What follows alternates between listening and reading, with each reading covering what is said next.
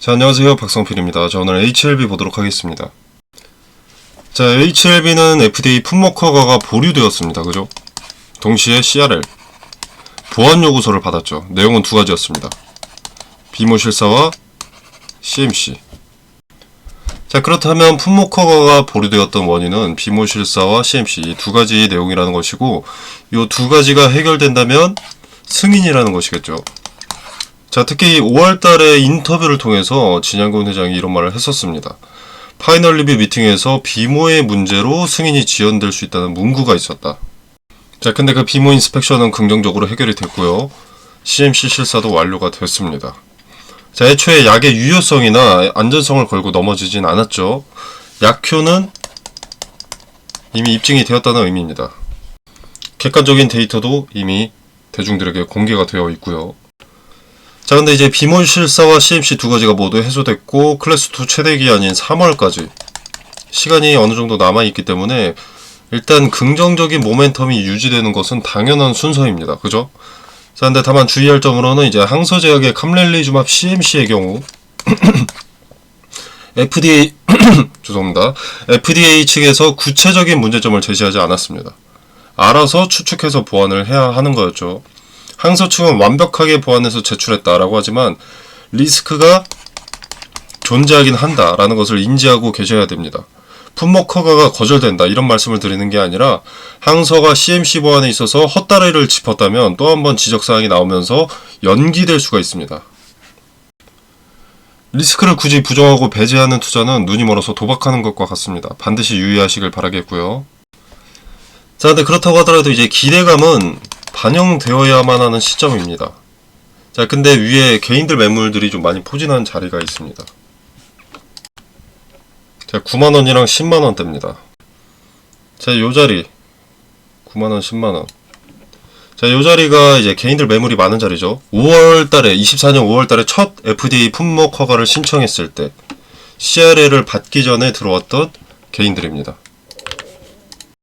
HLB의 기대감이 맥시멈으로 치솟고 있을 때 매수했던 그 자리. 자, 이 자리의 매물들을 좀 소화를 해줘야 됩니다. 지금 기대감이 계속 반영이 되고 있죠. 자, 한 번씩 공포심 동반해서 물량 뺏어가면서 소화해내고 기대감 반영해서 슬금슬금 올라가고 있습니다.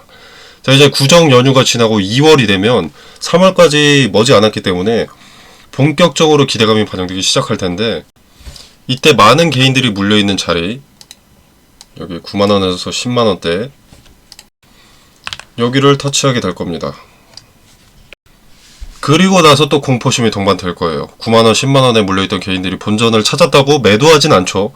지금 CRL이 해소된 상황이고 기대감이 반영될 순서인데 본전 찾아왔다고 당장 매도하진 않습니다.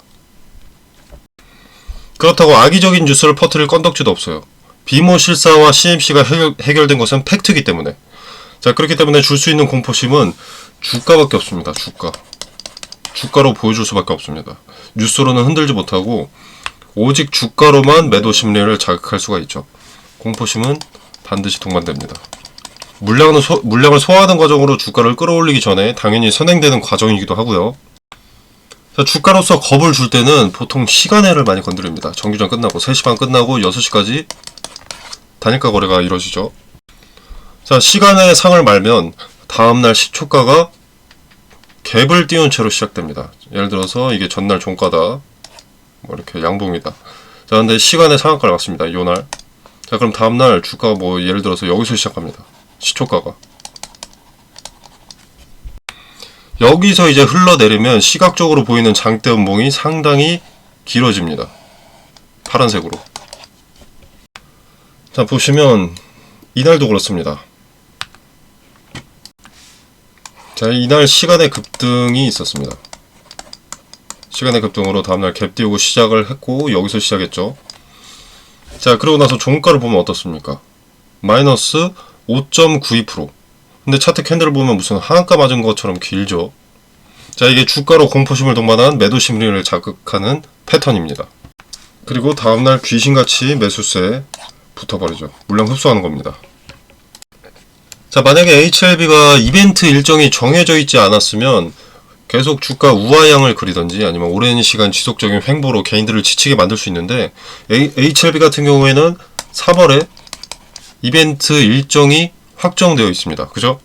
그렇기 때문에 세력들이 개인들의 물량을 확보하기 위해서는 갑작스러운 공포심을 동반할 수밖에 없습니다.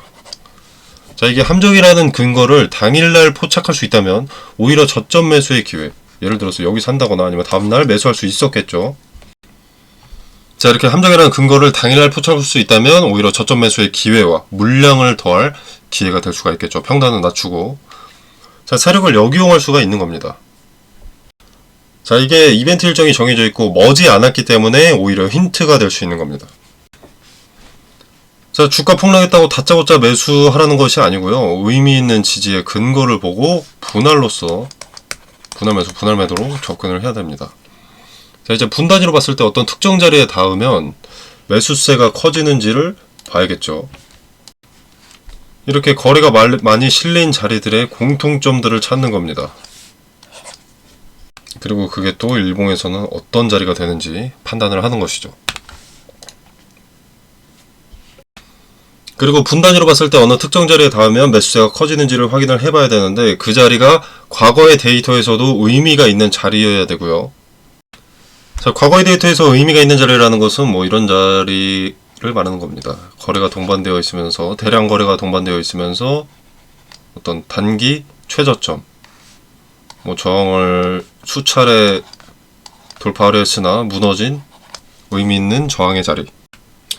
자, 아무튼 지금은 크게 중요하진 않지만 이제 2월부터는 당장 다음 달이 품목허가가 결정되는 달이기 때문에 기대감이 크게 작용을 할 겁니다. 그래서 오히려 주도 주체의 의도를 파악하기 수월해진다.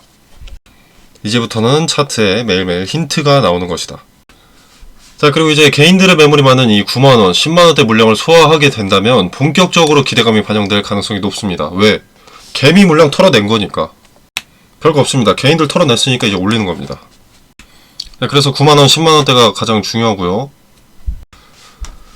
자, 이 자리가 핵심이기 때문에 여기에 이렇게 닿았을 때, 9만원대에 닿았을 때 저항이 좀 세겠죠. 자, 이때 분할 매도로 대응을 한다. 그럼 여기서 한번 익절하고 다시 내려갔을 때 어떤 의미 있는 자리에 지지를 받았다. 그럼 여기서 또 분할 매수.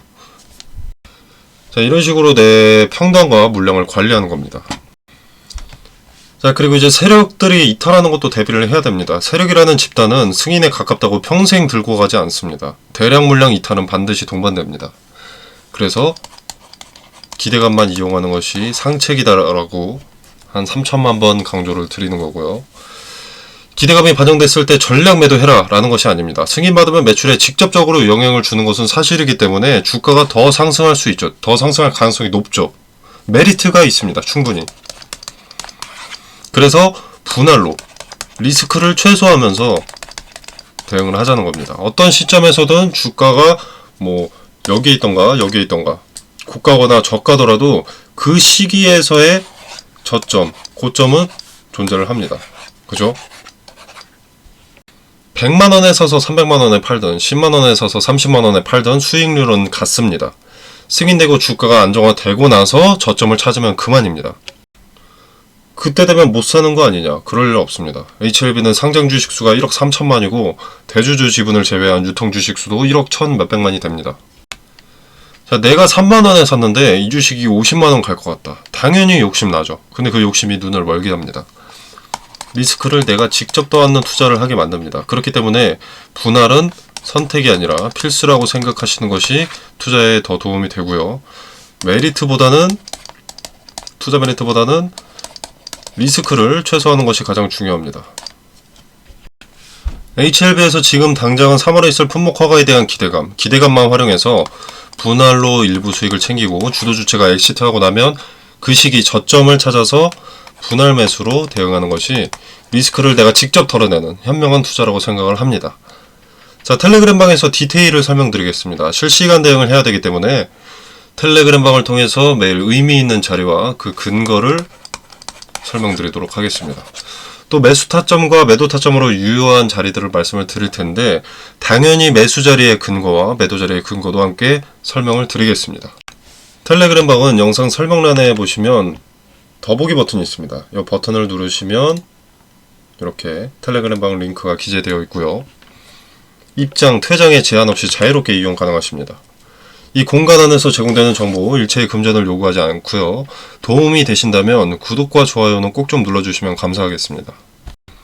HLB의 대응 이외에도, 개별 종목 대응 이외에도 스윙 트레이딩의 기본과 종가 매수, 종목 선정 방법, 비중 조절법, 매도 기준 잡는 방법, 그리고 이제 파동 분석과 그 파동을 주식에 적용하는 방법, 그리고 많은 분들이 궁금해하시는 스윙 트레이딩 검색기나 여러가지 꿀팁들을 공유할 계획을 하고 있습니다. 자, 앞전에 말씀드린 대로 금전을 대가로 공유하는 것이 아니고요. 제가 말씀드리는 것이라고 승률 100%라는 것도 아닙니다. 적어도 지금 근거 없는 계획보다는 승률이 월등하게 높아질 수 있는 방법들을 공유하는 것이기 때문에 한번 들어오셔서 지켜보시면 도움이 될 것이라고 생각합니다. 구독, 좋아요 부탁드리면서 마무리하도록 하겠습니다. 감사합니다.